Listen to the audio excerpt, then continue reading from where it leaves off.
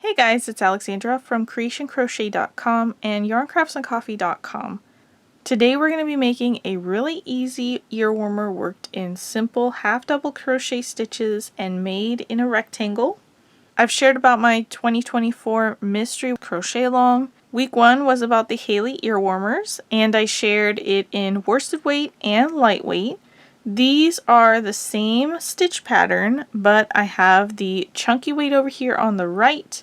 That's a number 5 weight yarn, and on the left a number 6 super chunky weight yarn. So if you prefer working with a lighter yarn, you can find the links to those earwarmer tutorials in the description box below. I'm really excited to add these 2 pieces to get 4 different weights of yarn, so you can pretty much pick up any yarn that you have in your stash and work up a nice cozy, easy earwarmer. Today's video, I'm going to show you how to do the chunky weight version. This is a number 5 weight yarn, Lion brand, Hue and Me. That's a wool blend. If you are allergic to wool, I will pop some alternatives down in the description box below. If you don't have chunky weight yarn, you can try holding together 2 to 3 strands of your favorite lightweight number 3 or worsted weight number 4 weight yarn. Together with this chunky weight yarn, you're going to want to have an L11 8mm crochet hook. Gauge is semi-essential for this. You have to measure to make sure that the length comes out to the correct size to fit your head. The width is super easy to adjust and not as essential, as you just need it to cover your ears. This ear warmer is worked widthwise here. After about 4 to 6 rows, you're going to be able to measure from the edge of the left side across the center to the edge of the right side, and you're going to have the finished height of your ear warmer. So if you'd like it to be a thinner band, you would work less stitches, and if you want it to be a thicker band, you would work more stitches. There is no stitch multiple for half double crochet, so you can subtract or add in any number that you like. Once you get all the rows complete, you'll measure from the bottom edge all the way up to the top edge. This one has already been seamed, but you'll have a long rectangle, and that's what's going to be essential to fit your head circumference. You're going to want it to measure 2 to 2.5 inches smaller than your head circumference. So you can easily take out rows or add rows if you need it to be longer or shorter. I am going to be showing you how to use one of my favorite joining techniques called the pull loop through join. It creates this really pretty twisted ridge detail here, but it blends in so well with the wrong side of the fabric that you almost don't even notice it. I don't really enjoy hand sewing that much, so by using this method I'm able to crochet the very last row and join it to the very first row at the same time. So I will show you how to work this technique. If you prefer using a different method like a mattress stitch or a whip stitch, you can do that too. In that case, you're going to work the full length. If you're working the pull loop through method, you'll work one less row so that you can work that last row and join at the same time. Let's go ahead and get started. We're going to start with a slip knot, so I've pulled the yarn over my fingers here. I'm going to wrap it around my index finger 2 times and then hold tension down here with my thumb and my middle finger. Pull the loop on the left up over the other one but not off my finger. Then I'll pull the one on the left up over the other one and off my finger.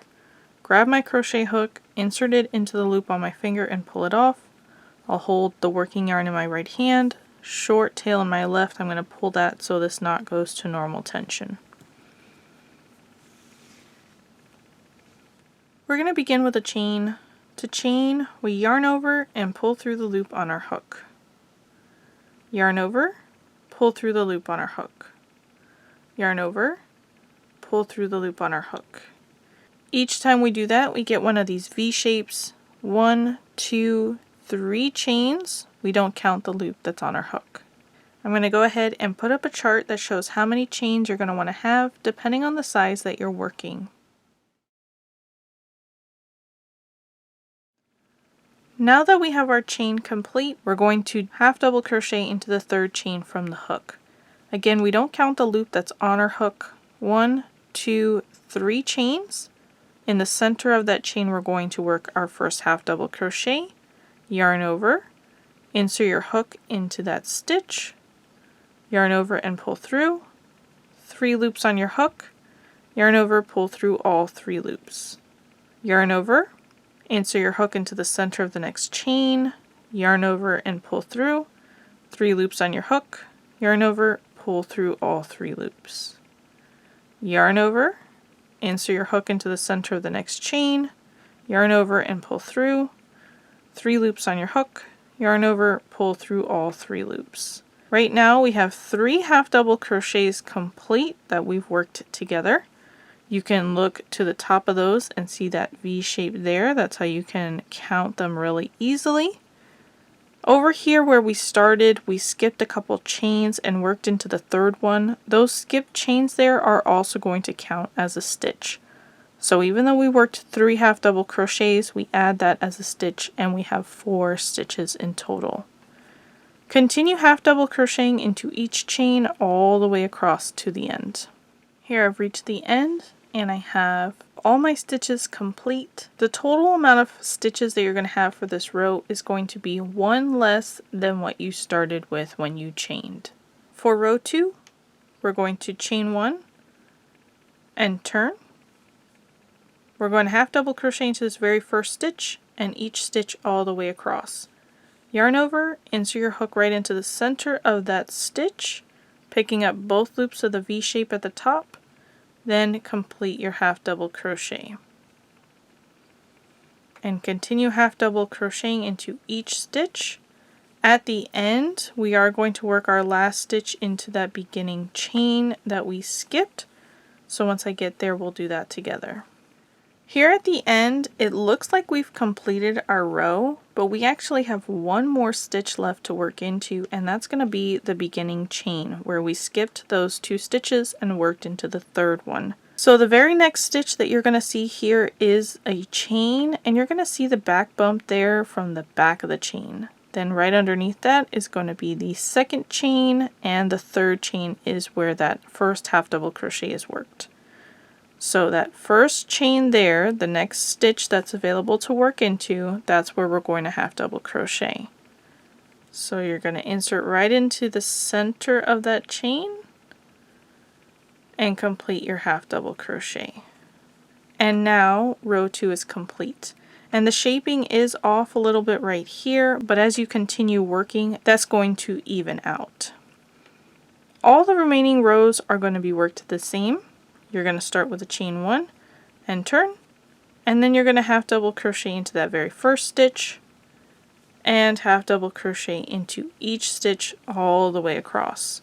When you get to the end, you'll work into a half double crochet the same as all the rest of the stitches. And for all these rows, you're going to have the same number of stitches that you had here in row 1, which is just 1 stitch less than the number of chains that you created.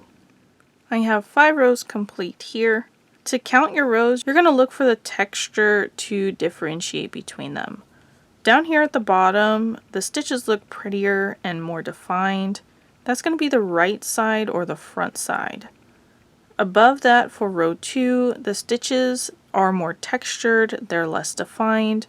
That's going to be the wrong side or the back side. Above that, you'll see the pretty side again, and above that, you'll see the textured side. You'll use this to help you with counting the rows.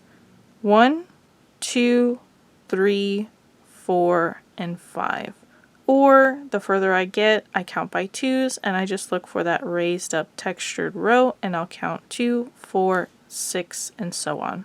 After you get about 4 to 6 rows complete, that's going to be the finished width of your ear warmer. So you can take your soft tape measure, you can measure the width from the edge of the left side all the way across to the edge of the right side up here at the top. So if you wanted a thinner ear warmer, you would work less chains and less stitches. And if you wanted a thicker band, then you would work more chains and more stitches. So if you wanted to take this out and rework it, you'll just want to make sure you work 4 to 6 rows so that you can get an accurate width measurement.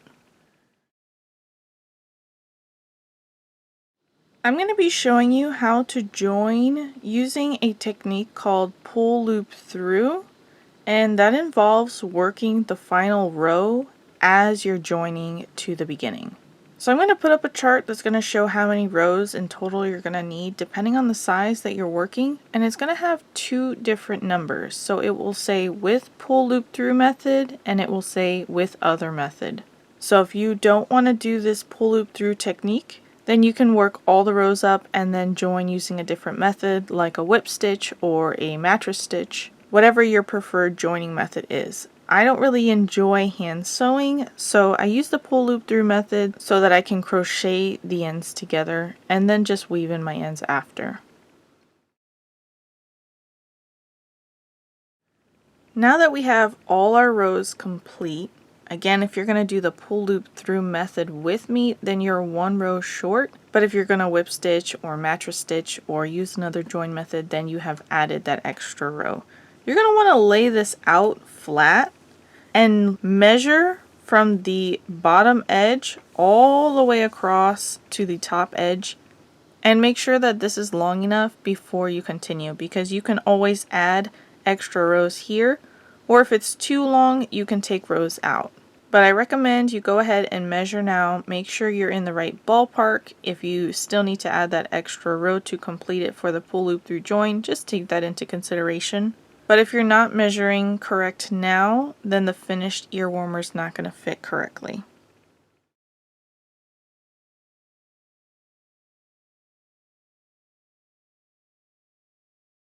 I am going to be turning when I start this next row, so I'm going to flip it upside down.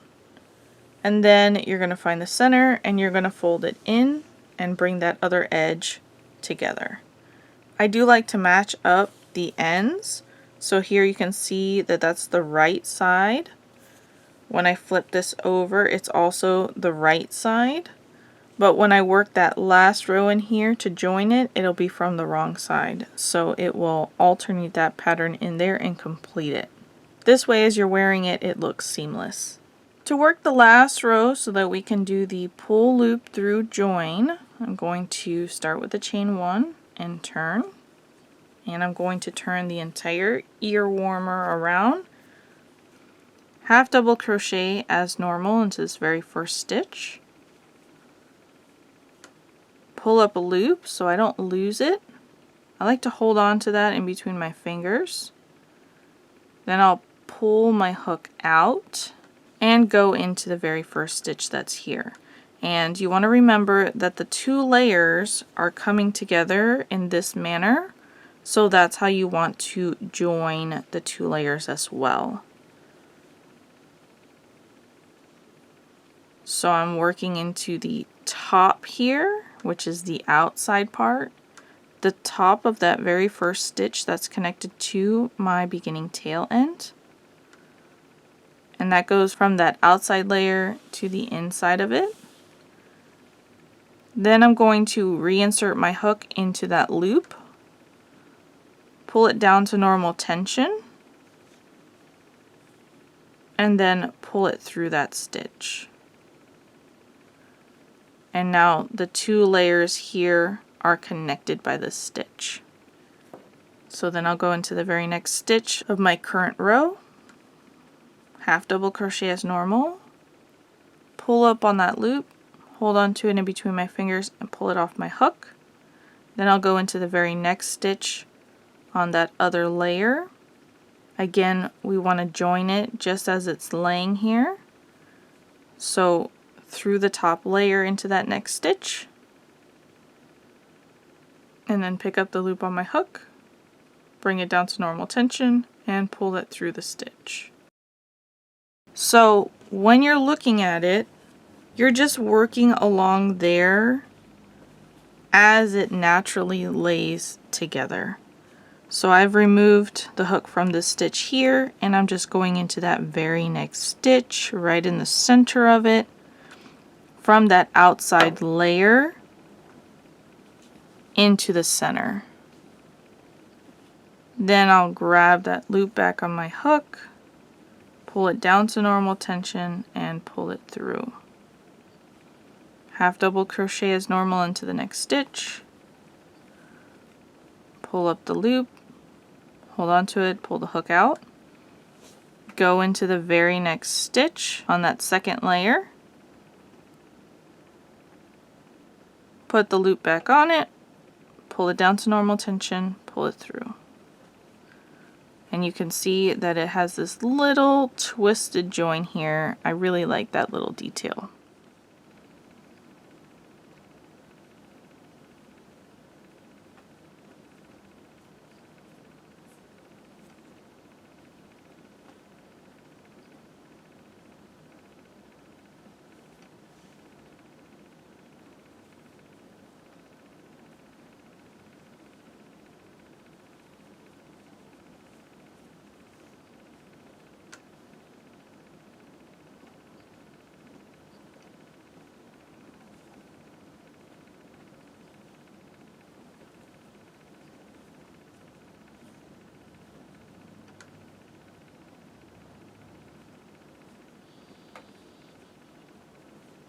And you're just going to go ahead and continue working all the way down to complete this row.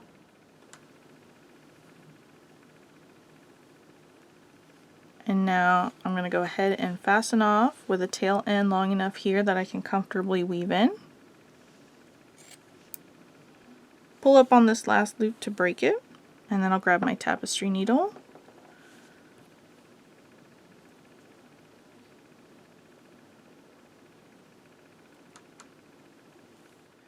And now I'm going to weave this in on the inside. That's going to be the back side of my ear warmer. If you like the look of the other side where the join is, then just weave your ends in here on this side.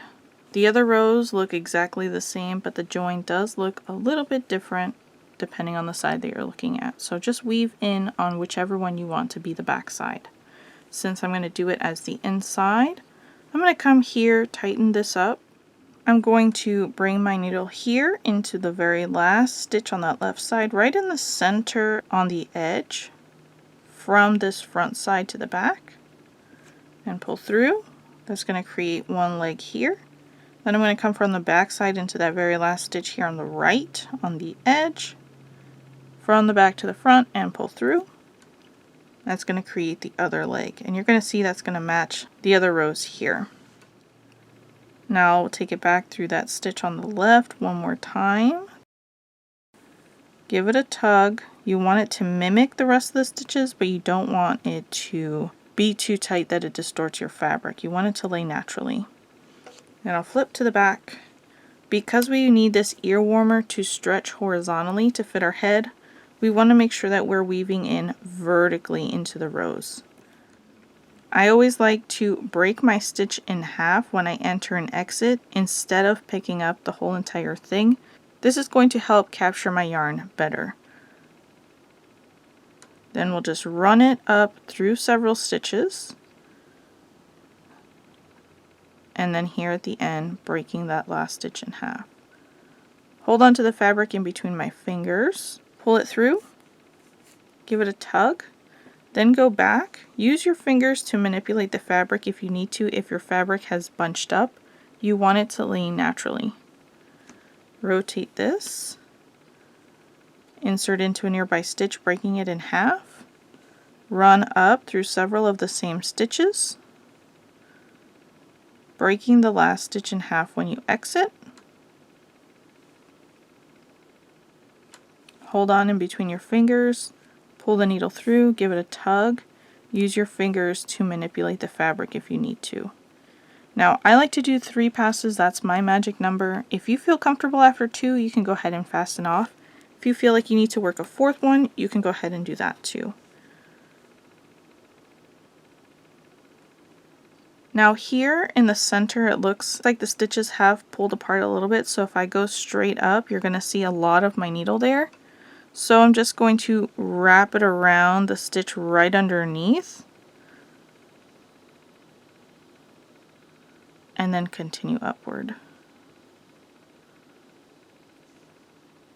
Just so that it catches a little bit better in there. And then fasten off. Then you'll come to the other side where your initial tail end is, and you'll do the same exact thing, making sure to weave in on the same side, as well as do it vertically the same way as we just did so you don't prohibit any of the stretch width-wise. And as soon as I'm done weaving in my ends, I'll just flip it to the right side facing, and it's ready to go. Guys, thanks so much for watching my video. If you enjoyed this video, please smash that like button to let YouTube know that you enjoyed it, and subscribe to my channel while you're there. Pop down into the description box below for the link to this earwarmer pattern, as well as links to other earwarmer tutorials and the link to my 2024 mystery earwarmer crochet along. I'll catch you guys next time.